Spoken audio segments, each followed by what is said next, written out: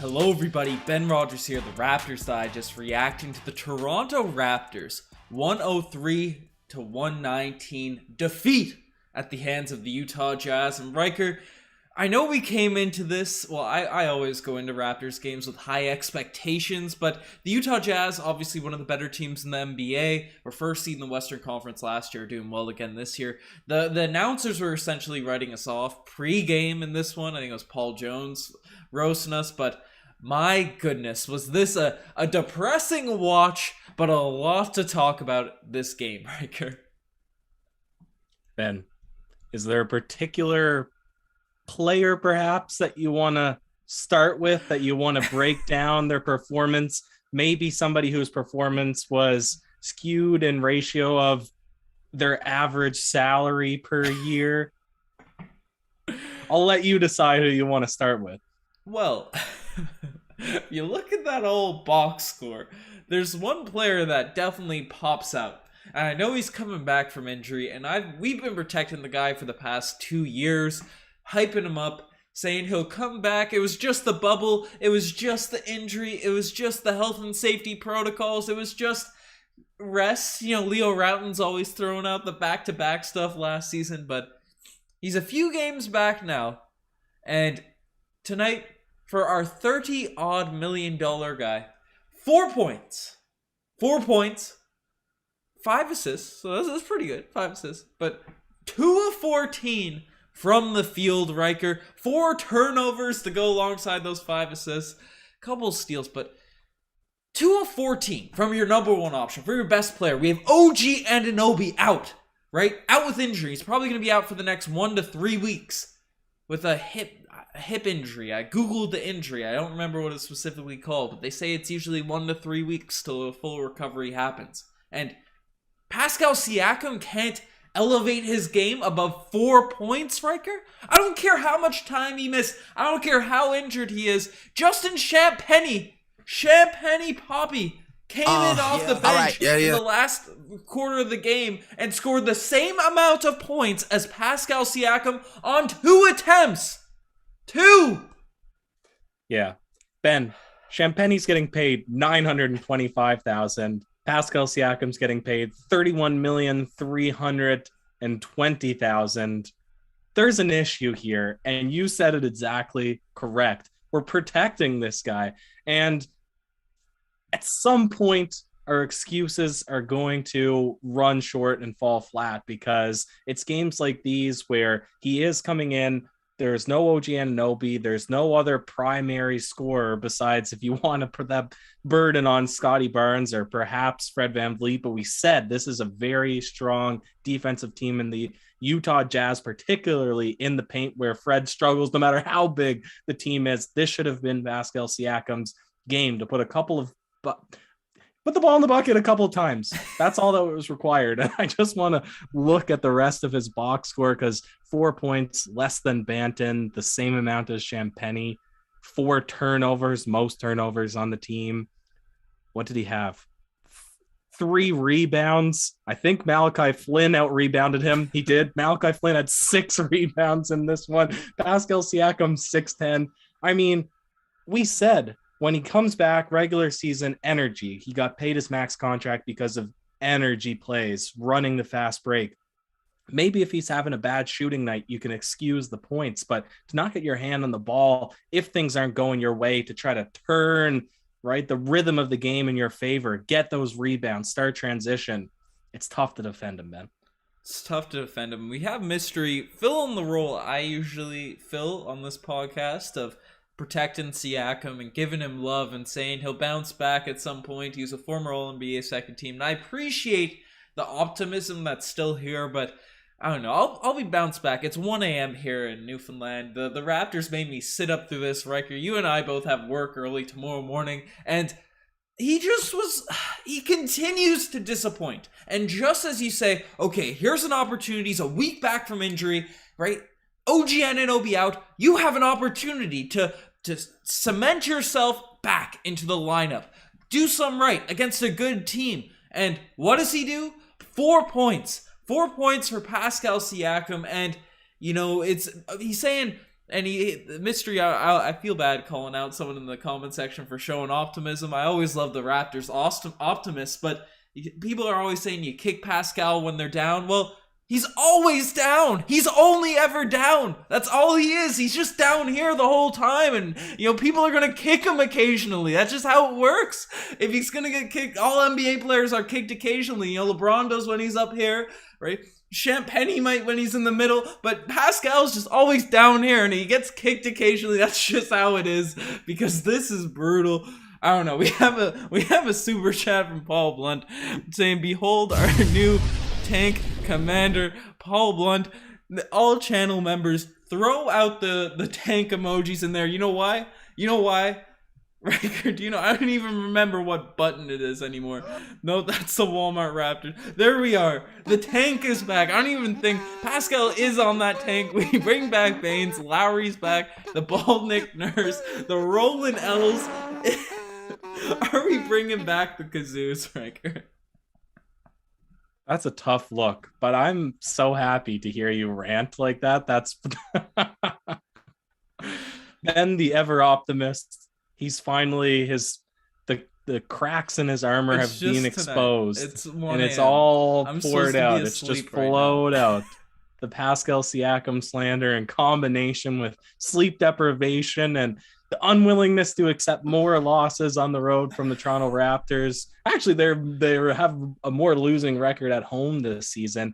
Ben and I were about to go and watch a live game against the Celtics, so I think we're teeing ourselves up for some major disappointment in that one in Toronto. But is there any positive takeaways from this one? I said before the game that you can't really evaluate the Raptors after playing the Utah Jazz. They're a top team in the West. They're a top defense in the NBA.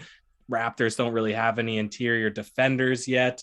They have one of the best or biggest big men in the league right now in Rudy Gobert. It kind of makes sense the Raptors were going to lose this one way or another. But was there any positives, Ben, from watching this?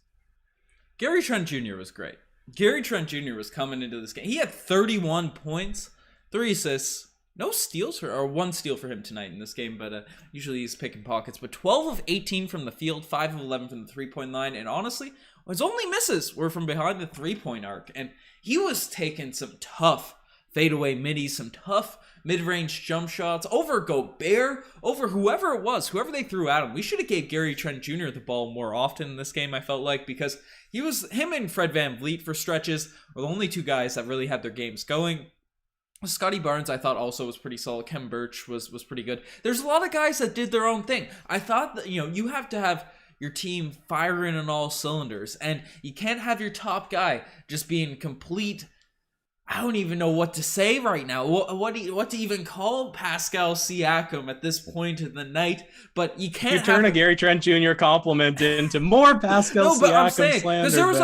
There's a lot of positives in this game. Trent was great. Fred VanVleet, I thought, was solid. 24 points, 4 assists, 4 rebounds, 3 steals. Kem Birch started this game. 14 points. He got a lot of them early. Scotty Barnes on only 11 shots, 10 points, 6 rebounds, 6 assists. Like, there's a lot of guys in the starting unit. We'll get to the bench. The bench struggled as well. But when your guys, OG Anunoby, Fred VanVleet, proclaimed him the number one option this season, right? The number one option, the guy that's getting paid like it, is Pascal Siakam. And when, you can have your stars have bad games, right? Tatum has bad games, whatever, right? But their bad games are 15 points on less than efficient shooting, right?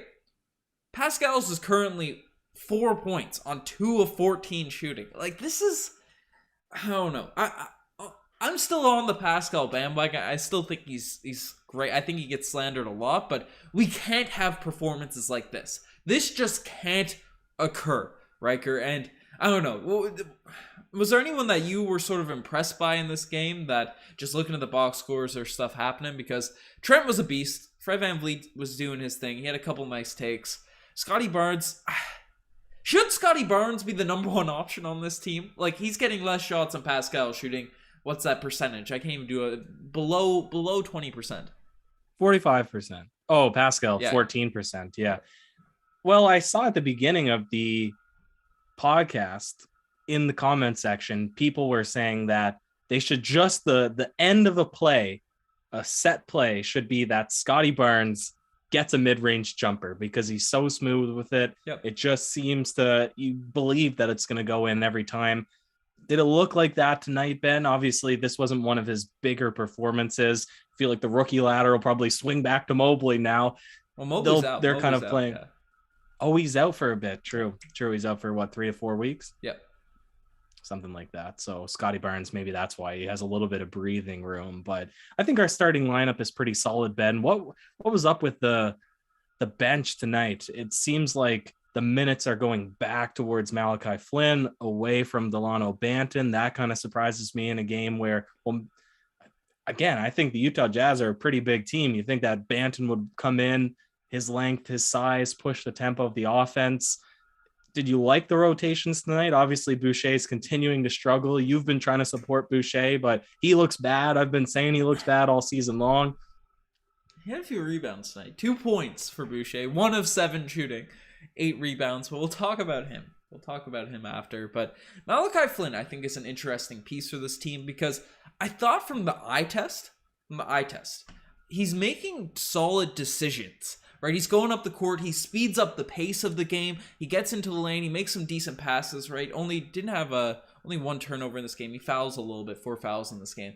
But I don't know if it's a matter of rust, just not getting consistent run. Obviously, it's tough coming in on nights where you just never know if you're gonna actually play or not. I don't know if Nick Nurse tells him this before games, and maybe he told him. But 22 minutes for Flynn tonight. He's been getting more and more minutes as of late, but this is his first actual run in a real game, I feel like, this season. It feels like just watching him play, and he looked a little bit, he completely, I don't want to spoil any segments, but he's completely missing shots that he usually makes. I thought the decision-making, the feel looked good, but things were just a step off. It was almost as if a guy that is good at basketball hasn't played in 3 months. That's sort of what I got from the eye test for Flynn. So I don't mind him getting run, but at the expense of Delano Banton, I don't know. People are saying classic Nick Nurse rotation tonight, sticking to a guy that wasn't giving you maximum performance. Yep. But before we go to the segments, let's talk about Boucher.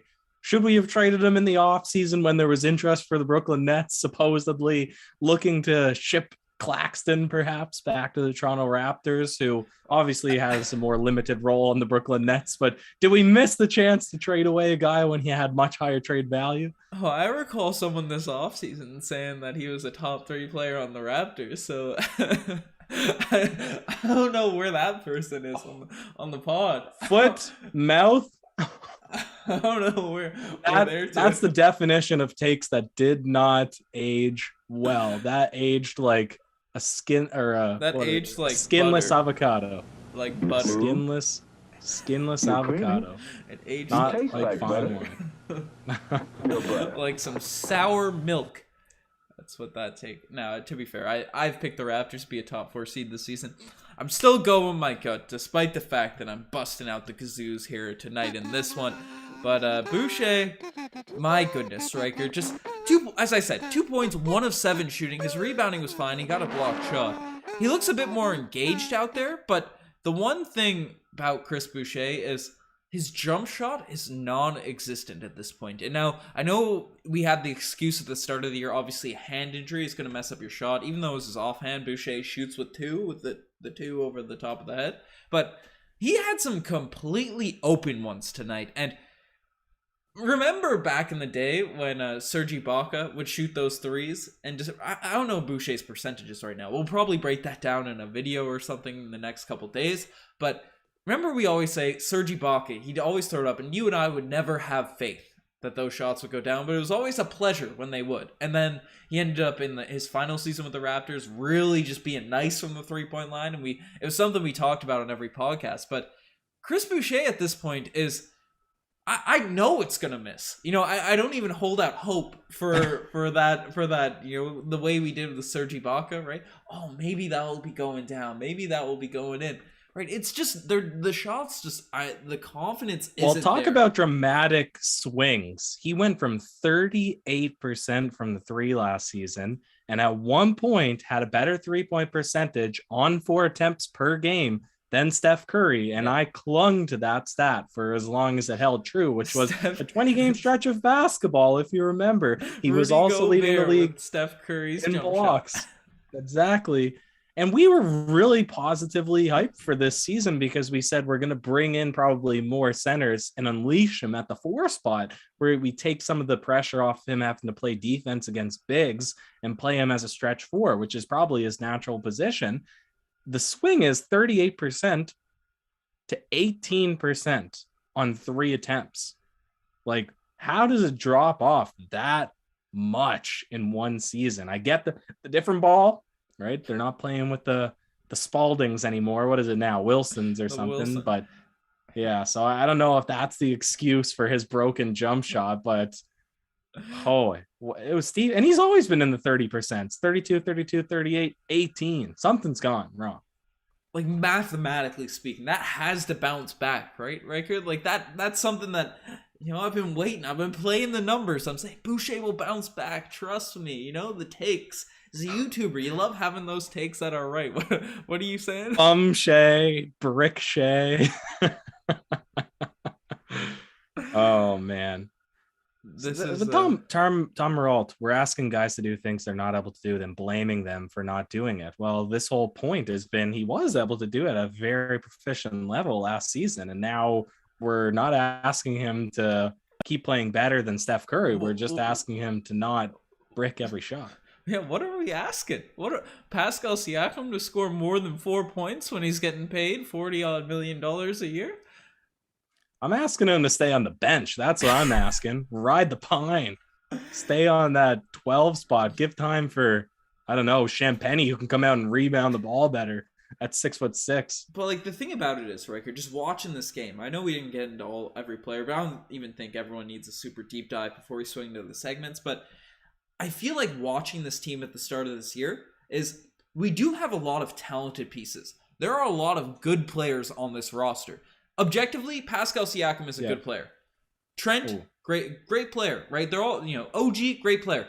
Fred VanVleet, great player. Scotty Barnes, looking awesome, right? Delano Banton's looking like he has a lot of promise, right? Precious Achiuwa has the potential. I know he hasn't been great and all that sort of stuff this season. Birch is solid. There's a lot of players on this team, but the fit just doesn't work. And the reason I'm saying... Perfect transition.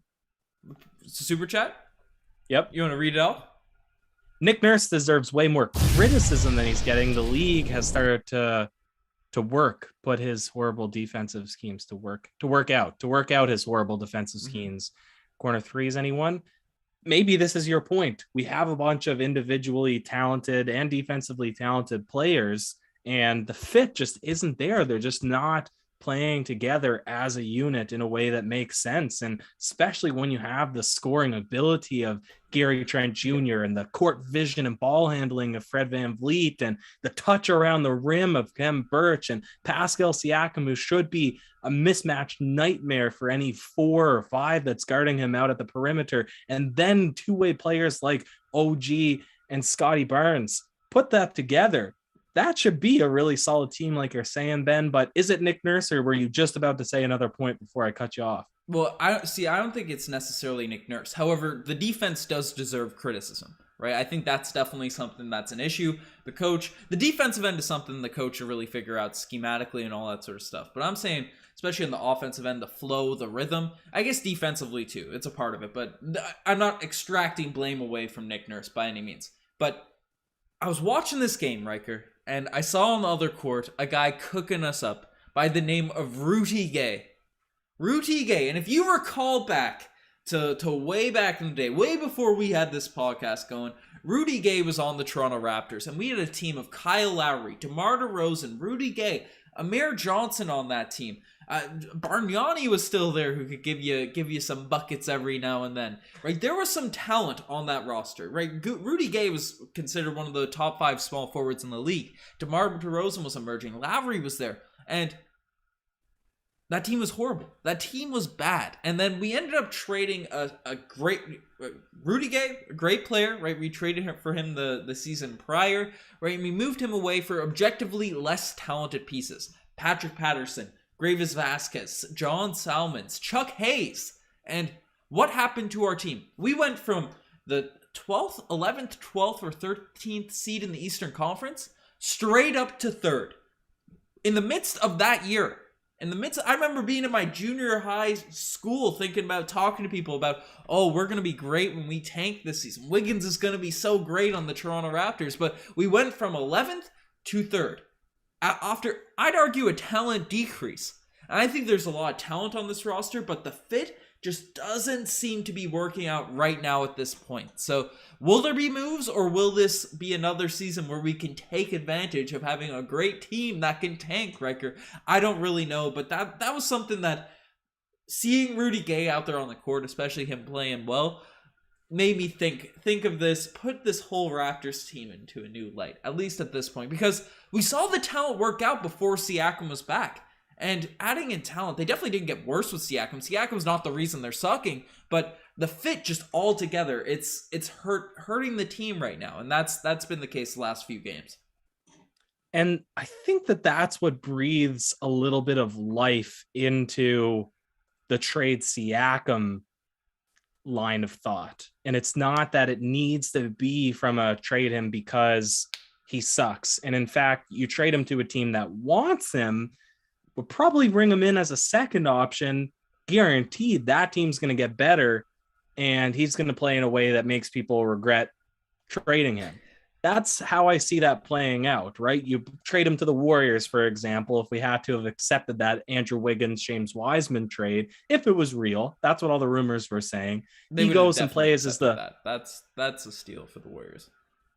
Yeah, and so he'd be phenomenal on that team. Draymond Green 2.0, and everybody would say, well, that's a terrible trade that we did because he could have had that output. No, because he would have been in a better role. So, but I think it breathes a certain life into your argument that it's not necessarily he's a bad player, but maybe the fit just isn't there. And if you traded for guys that might look lesser on paper, it might actually end up bolstering the overall chemistry of the team. It's an interesting argument to make. Yeah, we'll see. And I wouldn't even say specifically trade Siakam. I'm just saying make this team make more sense, Masai.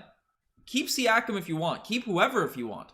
Right? Definitely keep OG and Scotty Barnes. Those are two guys that I definitely don't want to let go. But outside of that, assuming you get the value back, right? There's gonna have to be some tinkering. Gonna have to be some maneuvers. I love our guys, especially our top crew. Right, I'm invested in them as players, but the fit just doesn't work right now, Riker. But we'll get into some rants, we'll get into some memes as the pod goes along. Let's swing it into the segments. And tonight, speaking of the man, the spicy P-lay of the day, Riker. There was some nice plays in this one. Fred hit some nasty threes, but it's going to a play for me tonight. Gary Trent Jr. coming down the lane and having Gobert, the shot blocker, the stifle tower, throwing a little pump fake up there and say, what did Blair used to say? Get up there, big boy. Right? Get that jump. And then kind of did a little scoop around and scooped in a layup. That was definitely a spicy P-lay of the day. But we also have a super chat from Bueno Kitty coming in saying the team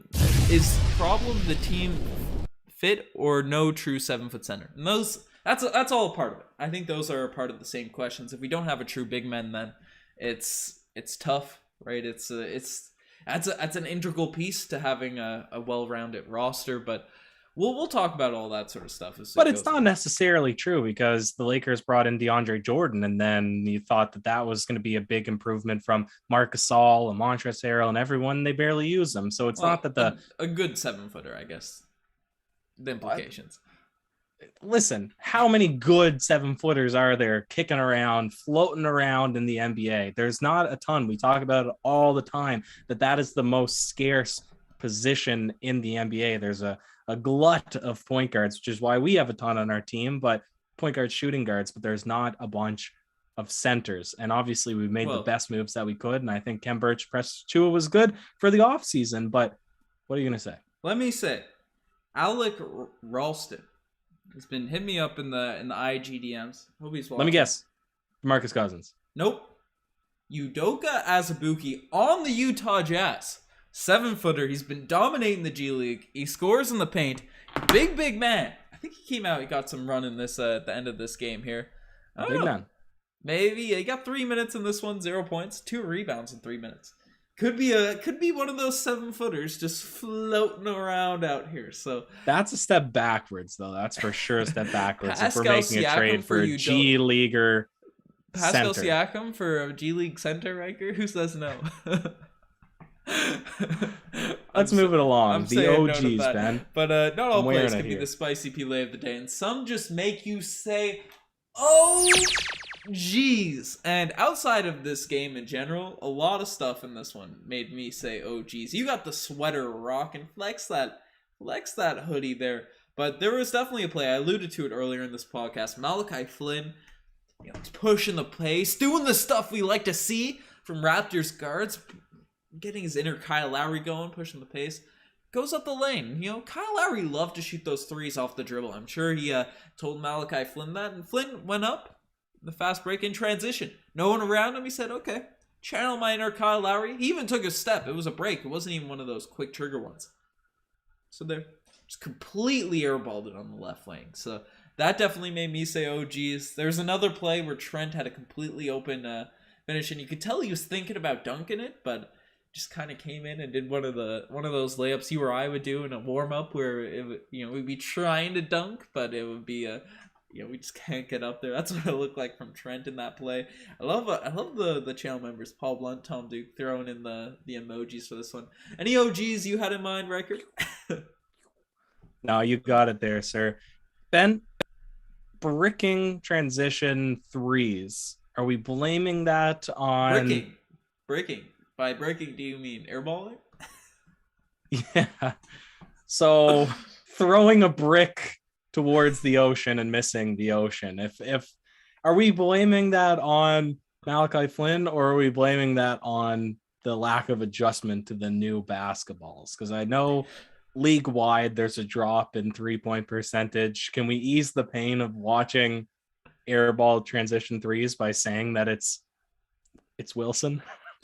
All I'm saying, the only player that has the excuse of being of the ball change, the only player is Gary Trent Jr. Because he was so loyal to the Spalding ball. He got it tattooed on his arm. And 2 years into the league, 3 years, however many years he's into the NBA, they just switch it out on him. 3. They switch it out. He needs to, someone was saying it earlier. He needs to get a Wilson ball tattoo. Just cross it out and then just write Wilson underneath. That's Ben, that's tough. Never has it been so true thus far in the season that we need to have a segment that incorporates a golden kazoo, because this felt like a kazoo night. So the Paul Pierce golden kazoo, he's laughing somewhere because he's always been a hater of the Raptors, and if he hated on us before this game, he would have been right in the right place. So the Paul Pierce golden kazoo for worst performance. Pascal? Spicy P? Is there any other candidate that it could even possibly go to in this one, Ben? Oh, Boucher could definitely possibly go to in this one. Svi, 3 points in 18 minutes. Would have liked to see a bit more aggression out of Svi. I don't know. We've already made our rants about the Raptors. Spicy P, all these guys, they're getting it. And we forgot to give it out earlier, Riker, but do you want to get a little drum roll going? Because tonight, the Scotty Barnes Award, we didn't even dive into him that much. It's probably got to go to Scotty Barnes in this game, because even though he didn't have the greatest points in this one, 6 rebounds, 6 assists, clearly the most well-rounded game in this one by far. So, got to give credit to the guy, Scotty Barnes, awarded him the name. And everybody was saying at the beginning, too, you need to get this guy more shots, right? Mm-hmm. Set up some plays that he's finishing with a mid-range jumper, or get him being a little bit more aggressive going towards the basket. I know going up, challenging Rudy Gobert around the rim is probably a pretty tough assignment for a rookie, but hey, he's got the length to live above the rim as well. Scotty Barnes, he's long, he's strong. This could have been a fun challenge for him. I'd like to see him start getting more opportunities, especially on the offensive end, especially if OG is going to be out for a while. Yeah. No, without a doubt. But Riker, this pod has been just a roller coaster, I guess. The Raptor season has been a roller coaster. We're at a dip right now. But I say we just let it go completely off the tracks, off the roller coaster rail, whatever they're called. And let's swing into that final alarm.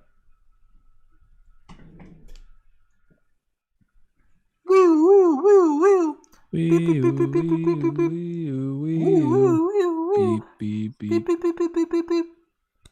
That's right. The final alarm has sounded. We want to hear your guys' takes on the Raptors. How are we feeling, guys? Life in general. Riker's a bit shell shocked at something there. Artisan Wind Chimes is saying he really wants us to read out that Joe Ingles is better than Pascal Siakam. Of course, tonight, 10 points, 8 assists, 7 rebounds. Joe Ingles had himself a pretty good game tonight. That was very well rounded. I was watching this with Dad. He was calling him Hobo Joe. Hobo Joe. Hobo Joe. Balling out. We have a guarantee. Joe Simpson spamming. Don't be spamming. We'll see you. We'll see you. Trade Siakam. Stop defending this man. Come on, man. Come on. What are you saying? Come on to us. We are like the least slandery of Siakamers on YouTube. Just rewind the video, play it from the top. If you missed Ben's rant on Pascal Siakam, that's a tough one. West Brick better than Siakam. That's tough. But 4 points. Make it make sense, boys, right? I can't. We only make it make dollars because Siakam gets that bread. But Meow the Cat saying, been depressed since Siakam has been back. That's tough. About time saying he likes the alarm. Classic. But Karis LeVert better than Siakam. is chalk because he's been dry as the Sahara. CG's chalk or CG's milk. We should have an animation of CG's milk. Might as well bring back DeRozan as if that was a possibility. DeRozan's getting paid a lot of money and playing really well. He doesn't want to have a sniff of this team. You were saying that you wouldn't even want DeMar back this offseason. No, I changed my tune towards the end of the offseason. That's true. I said I'd bring him back if he came off the bench. I'd start him at power forward now. Bring back Jonas while we're at it. Shout out Chris, 1000%. McCaw. Patrick McCaw. Brian Martin saying we should bring him back. What are your thoughts? We haven't won a championship since we lost McCaw. How's that guy been doing? I haven't heard anything about him. Haven't heard a single thing about him. He's probably not even in the league. Haven't even seen like a dancing video. Remember he used to put out those dancing videos? Those Fortnite dances? Yeah. Paul Blunt, Riker, is it time for the girl in Paris? Sad story. We're getting close. Is it time? We're approaching it. We are getting there. We ain't there yet. I said we can't take this Utah Jazz loss too seriously. Top team in the West. We're technically shorthanded. Shouldn't be, really, because we were winning games before Pascal Siakam came back. Then Pascal Siakam we are shorthanded. We've yet to win. Siakam back into the lineup. It should just be an even swap. We lose our second best player. We gain our first best player, but now we're losing. So I don't understand the paradox of that one there. Riker story time pain. No. Bueno Kitty is waiting. Bueno Kitty is cursing the Raptors so he can hear those stories. That's my take. The new Jenny. Jenny. It's coming. Utah? Utah? How much of an impact will Utah make when he comes back into the rotation? Any? How many minutes will he take away from Pascal? No, serious. Do you think that Yuta Watanabe will come back and be a positive impact for the Toronto Raptors, or will he just exist? You looked really good in preseason. I will say that the 3-point shot looked pretty good, but does he do enough to influence the winning of the Toronto Raptors? Like, if we're putting him in, obviously he's coming off the bench. You put him out with Banton. Are they gonna be able to put together a run if the team is down when the bench lineup comes out? Are they going to bring the game closer for the starters to get re-engaged? Like, does he have any impact towards the winning of the team? No. Maybe. Really? Wow. I don't know. We have so many guys that do similar things to Utah. Hater. Hater? I'm joking. Is that what I've become, Riker? My You sound hater very hoodie. jaded tonight. You sound jaded tonight. Man, I have literally. You sound like the Raptors have hurt you one too many times. I have been coding since 9 a.m. this morning till literally through this game. So the Raptors, it was gonna be my moment to be happy to watch us beat the Utah Jazz, or at least be close. But they got me pulling out my hater hoodie. We should get this like green Boston Celtics stuff. Kyle H with a direct question. He said, if you had to choose between trading for Karl Anthony Towns, Ayton, or Mo Bamba, who would you pick and why? Mo Bamba is just not in the same tier as the other two centers, so we'll disregard that one. But would you prefer any of the Karl other Anthony centers Towns? have a hit song named after them, Riker? I think you're writing them off there. So Karl Anthony Towns, more injury prone, better scorer, right? Perhaps not as defensively capable and hasn't got experience really in the postseason or on a solid winning team. DeAndre Ayton, he's not going to come in and score for you and create offense, but he's going to anchor the defense. He's a big body, probably would play in a system better. That would be my choice.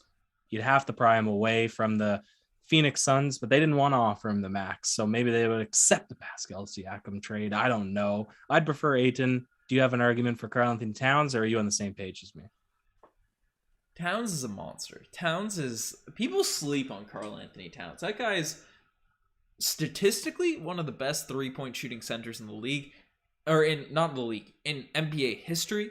Right? One of those best top caliber players. Okay, and he's not one of those players that are afraid to go inside that can also shoot the basketball. So I think in a Raptor system, right, he's not a horrific defender.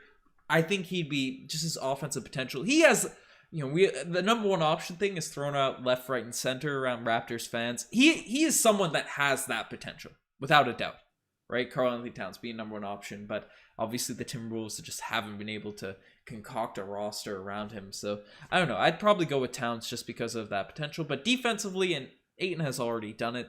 Like, you have to factor that in, right? Or made it to the finals. He hasn't won the chip yet, but I don't know. Towns is that guy. I feel like could potentially be that guy for the Raptors. So yeah, but then we come back to fit, right? And the fit piece would be a big question mark, and obviously his history of injuries would be a question mark, and a bit older as well. And there's a bunch. It'd be a toss up. You'd obviously have to trade Pascal and other assets. But Ben, we're getting super late here. I think it might be time. Race Mode Daily is trying to keep us up, though. He's trying to keep us awake. He's with NBA per chat. usual. Our season starts when we trade for a center, like what I'm seeing from the individual players on the fence with Pascal Siakam at the moment. I would disagree that our season starts when we trade for a center, because we're not guaranteed that that's what's going to happen. Our team should have started before, you know what I'm saying? Race mode. Like, we're good. We're good. We were on a 5-game win streak against some good teams of the NBA. We are nice. We are a nice squad, but I don't know. Time to bring the young socialite. Should I get some weird grunge dancing Ben Simmons at 1 a.m.? Or what is it? It's 1:30 in the morning right now. Oh my goodness, Riker. Yeah. Wrap it up, Ben. Wrap it up. Put a bow tie on it. Man, people are Kiss a asking goodnight. for the ref apologist. Oh no, they're asking for I was Pascal enthusiast and apologist. That's the Monty Python. Get biz. I'm starting to yawn. I've yawned twice now. I know you're spreading the yawns here, but You're contagious. That means everybody watching it is going to be yawning now too. However many. If you've yawned. Yeah. If you yawned, chain reaction. Make sure you like the video. That's what we're throwing out here. But guys, y'all are the best for making this far. Check out the Instagram, TikTok, Twitter, the merch, the memberships, all that cool stuff. Didn't get any cool animations in here, but I have been non-stop this week coding up some mean animations for you guys and some other crazy stuff. That's OTW. So throw a like and subscribe so you can see them. Lots of fun stuff. If you're up this late, we appreciate you guys. This is the Raptors are... How we feeling if we lose tomorrow, Riker? Who are we playing tomorrow? The Kings at 11:30 Newfoundland time. Yeah, we won't be gaming on that in the night. We'll feel that'll be tough. That will be a tough. Are you sure we won't be loss. post game? That could be a fun one. 2:30 a.m.